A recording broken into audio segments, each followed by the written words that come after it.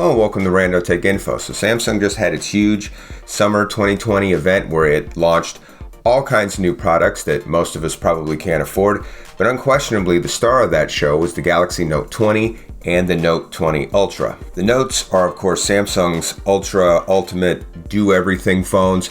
They've got big beautiful screens, big batteries, good cameras, offer top performance, and of course they have that sweet stylus. And I don't even say that sarcastically. I used to have a Note 2 and a Note 4 back in the day, and I do actually really like the stylus, which has apparently now reached Apple Pencil levels of smoothness, at least on the Ultra. If you want to know more differences between the Ultra and the regular Note 20, there are already a ton of videos out there right now that are covering that, so if you want to know, go have a look. The only thing I want to talk about today before we get into the frequency bands on these phones and what carriers they'll work on is just the price. And I'm not going to harp on this too much. I'm not anti-Samsung. Samsung makes really good stuff. Like I said, I've owned Samsung stuff back in the day. I used their phones. I use their Galaxy Buds Plus now.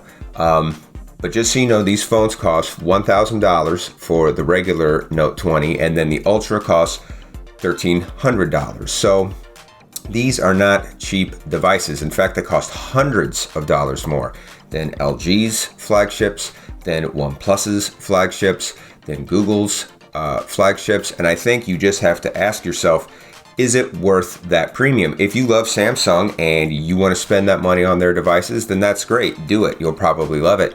But just know there are comparable devices out there, maybe not with a stylus, but comparable devices out there performance-wise and even screen-wise that could provide you a little bit better value. And just the final thing I want to mention, Google's latest phone, the 4A, and now granted, that's not a flagship device, that's a mid-tier device, it's not as powerful as the Note series.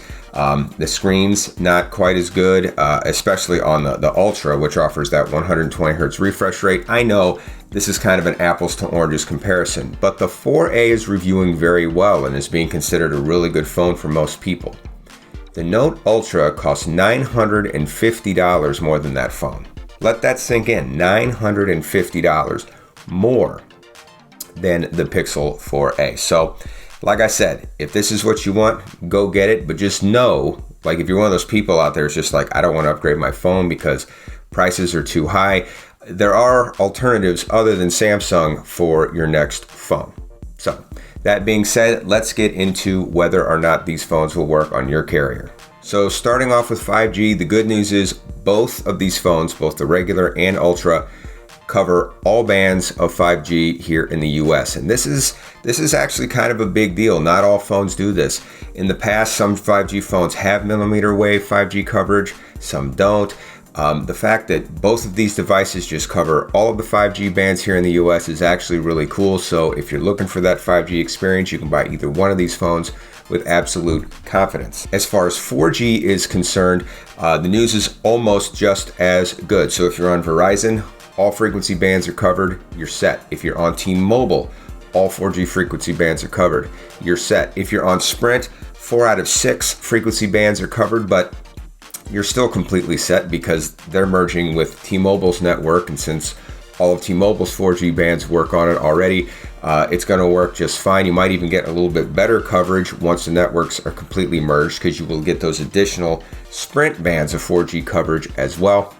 AT&T is a little weird.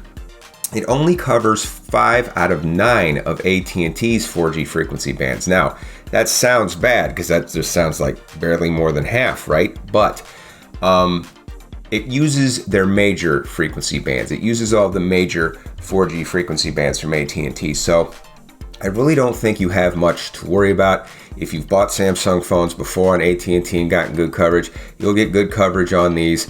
It's not a big deal unless you live somewhere like really out of the way and sometimes struggle with your coverage. I think you're going to be just fine. So at the end of the day, regardless of what major US carrier you're on, either one of these phones should work really well for you and you should be able to buy them with confidence.